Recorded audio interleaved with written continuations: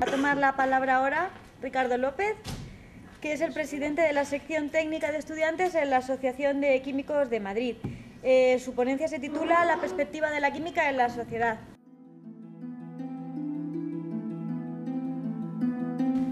Yo, igual que mi compañera, agradezco las palabras de nuestra presentadora. La verdad es que no están carentes de sentido ni de razón. Es decir, siempre tenemos un problema que es qué es la cultura, y muchas veces la cultura se entiende como cuánto sabe uno de historia. Si es capaz de recordar el año de la Revolución Francesa, pero no si la molécula de agua es H2O o HO o H2O2. Entonces, el conocimiento científico, la cultura científica es algo que lamentablemente está bastante devaluado. No se tiene en cuenta como conocimiento general. Parece que yo soy de letras y es yo soy de letras y sé de cultura. Yo soy de ciencias es saber mucho de matemáticas, saber mucho de ciencia, de química, de física, de biología, pero no es tener cultura. Y ese es uno de los grandes problemas de la sociedad. Y dentro de esa parte, uno de los problemas que tenemos, al menos los que somos químicos, es el cómo se nos ve en la sociedad. Por eso esta ponencia está titulada La perspectiva de la química en la sociedad. Cuando uno piensa en química, siempre a su imagen viene determinadas imágenes. Determinadas imágenes como esta. La tragedia de Bhopal, en la India. Una tragedia en la que 42 toneladas de isocianato de metilo, la noche del 2 al 3 de diciembre de 1984, se escaparon de la fábrica de fertilizantes, ocasionaron en la primera semana unos 8.000 muertos entre la población. En semanas posteriores esa cifra alcanzó los 20.000, pero se habla de más de 600.000 afectados. Esta es la imagen que uno tiene de la química. Otra imagen que uno tiene de la química es esta otra. Chernóbil, antigua Unión Soviética, ahora a caballo entre Bielorrusia, Ucrania y Rusia. Fueron 31 las víctimas más inmediatas, pero no fueron solo ellas. Se estima, según la Agencia Internacional de Energía Atómica, que son 4.000 los muertos que se han producido o se producirán por culpa de ese desastre. Se puede decir que no es química, era física, al fin y al cabo, ¿no? Era un reactor nuclear. Pero es tanto física como química, es decir, sigue siendo ciencia nuestra. Algo más cercano en el recuerdo, afortunadamente no tan dramático, es el Osterik. Este fue el barco que en febrero de ese mismo año transportaba una carga química. Eso era lo que se decía por los medios de comunicación, transporta una carga química. Nadie establecía si eran fertilizantes, botellas de agua, plásticos o personas hacinadas. Eso no lo establecía nadie. Finalmente era un fertilizante muy común, un NPK de composición 15-15-15, muy utilizado en agricultura. Bueno, digamos que no se controlaron bien y de manera efectiva las condiciones y se llegó a esto.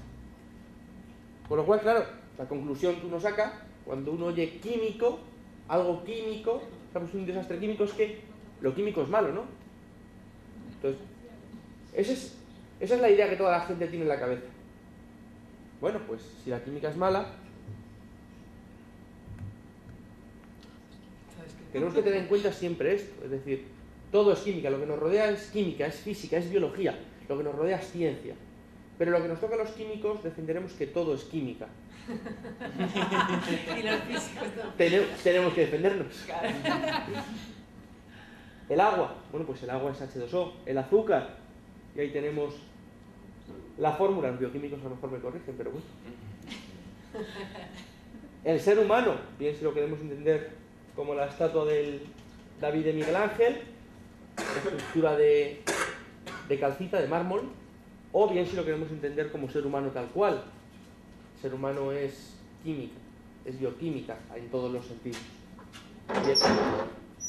Pero la química nos ayuda en el día a día y nos ayuda bastante. La primera imagen es polietileno. Lo usamos en el día a día, continuamente. El segundo, el teléfono, claro, para los más jóvenes, A lo mejor suena algo más desconocido. Pero es baquelita.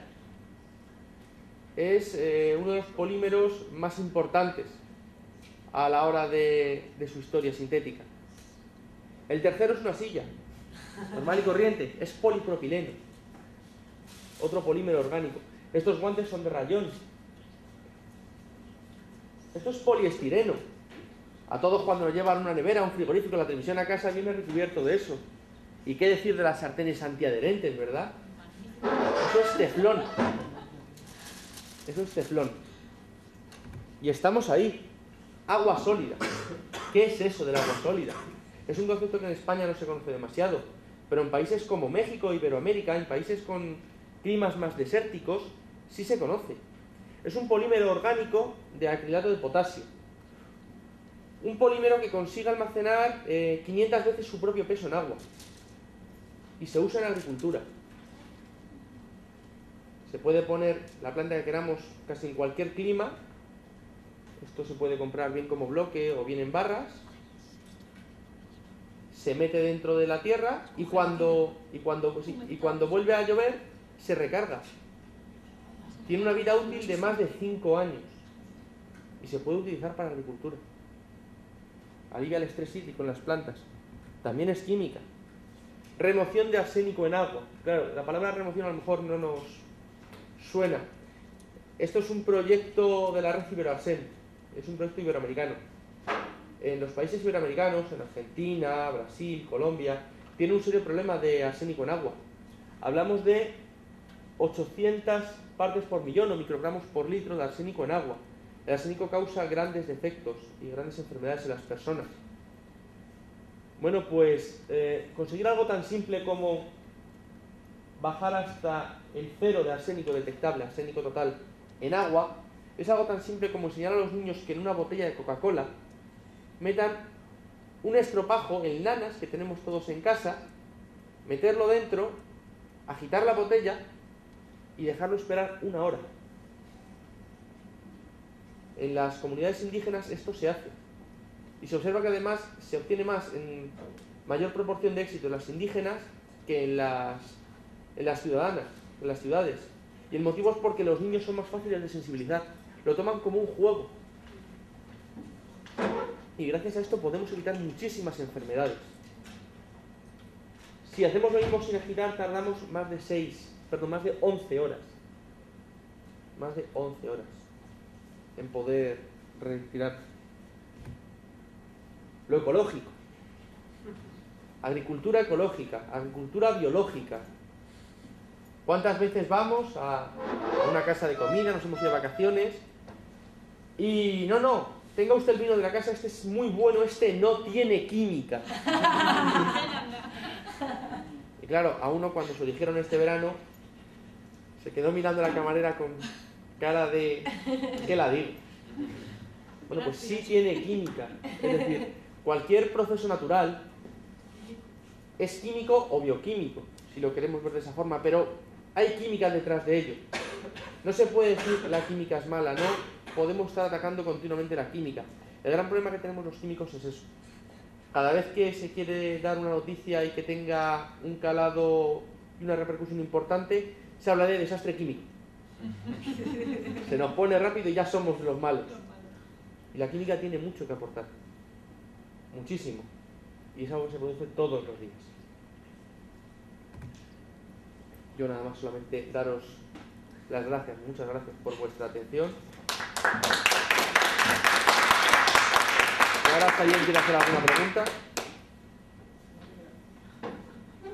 Bien. Sí, yo tengo una pregunta. Sí, faltaría más. Respecto, por ejemplo, a los medicamentos, ¿no?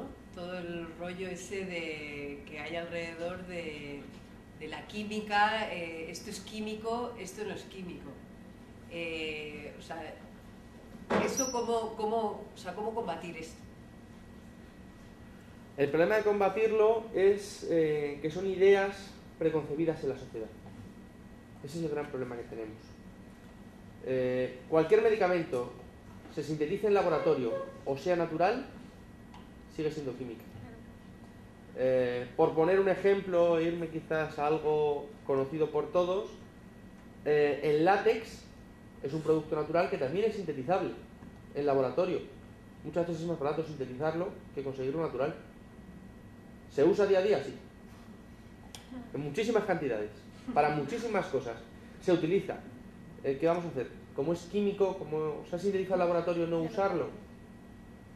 Las grandes enfermedades de nuestra sociedad, el SIDA, la hepatitis, la viruela, hay que atacarlas, hay que atajarlas, hay que trabajarlas desde un punto de vista, no voy a decir que químico, sí médico, pero para apoyar a los médicos, para apoyar a los farmacéuticos, tenemos que estar nosotros detrás. No vale que el farmacéutico llegue y haga lo que le valió el premio a Alexander Fleming, descubridor de la penicilina. Bien, ese fue un premio Nobel importantísimo en la sociedad, pero fue un premio de chiripa. Es decir, Fleming se fue un viernes del laboratorio después de haber estado comiendo encima de las placas de Petri, y cuando volvió observó que un tipo de colonia de bacterias había crecido y las demás estaban muertas. Ahí estuvo su genio. El premio Nobel es por darse cuenta y analizar eso, por ser capaz de llegar a ese nivel de detalle. Pero los químicos tenemos que estar, los químicos, los bioquímicos, cualquier persona que se dedica a ciencia y tecnología química está obligado a estar detrás, siempre para apoyar a la sociedad. Cuando hay un desastre, los químicos somos los primeros interesados siempre en solucionarlo. Y tenemos muchas veces más herramientas o más información para poder ayudar que otros. El problema es que se piensa a nosotros siempre como el malo de la película. Yo quería recalcar la falacia esta que contrapone químico con natural. Como si fueran conceptos totalmente antagónicos. Y es que es algo que efectivamente no es cierto. Han mencionado la penicilina, que es algo bioquímico y absolutamente natural y además posteriormente sintetizable. Pero, por ejemplo, también la aspirina, su origen más natural no puede ser, que es la corteza del saúco, corrígeme si me equivoco. Sí. Y sin embargo, pues es igualmente un compuesto químico también que es posible sintetizar en un laboratorio. Pero es que finalmente químico y natural no es algo contrapuesto, sino que uno engloba al otro, o sea, todo lo natural es químico. Realmente habría que reflexionar un poco acerca de esta dicotomía. Una pregunta, y a lo mejor no me da a mí la impresión de que, por ejemplo en química, pero en cualquier rama de la ciencia, pero por ejemplo en química se presta mucha más atención a lo que es la investigación entre los científicos, digamos en círculos más o menos cerrados, la información se queda en ámbitos muy específicos.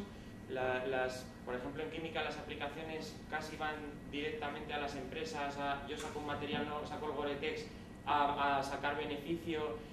Quiero decir, a lo mejor no se hace suficiente hincapié en repercutir todo eso en la sociedad, que lo ve como algo, pues eso, lo que estáis hablando de la imagen de artificialidad, que tampoco se hace mucho hincapié en revertir a la sociedad lo que se está haciendo, sino sencillamente en círculos más o menos viciosos, de círculos cerrados, sí, de colegas entre colegas y los beneficios a las empresas. Ese es uno de los grandes problemas de la ciencia. Sí, o sea, es la química como ejemplo de cualquier actividad humana. Pero el problema es que en ciencia es, casi como me toca personalmente, es más escandaloso. Es decir, un escritor escribe y no escribe para él, escribe para los demás, para que todo el mundo conozca su obra. Y un científico, un químico, parece que investiga para sí mismo, para su propio beneficio. Y eso es algo que tenemos que ir cambiando. Igual que decía que es un problema casi de mentalidad, de prejuicio, el que lo químico es malo, es un prejuicio y está muy instalado en la comunidad científica el que las investigaciones son para mí y mi grupo. Gente que puede entenderlo sin tener que descender a explicarles el por qué aquí hay esto y no hay esto otro. Ese es el gran problema que tenemos. Y lo que tenemos que hacer es justamente eso, ayudar, por ejemplo, como decía la compañera, a divulgar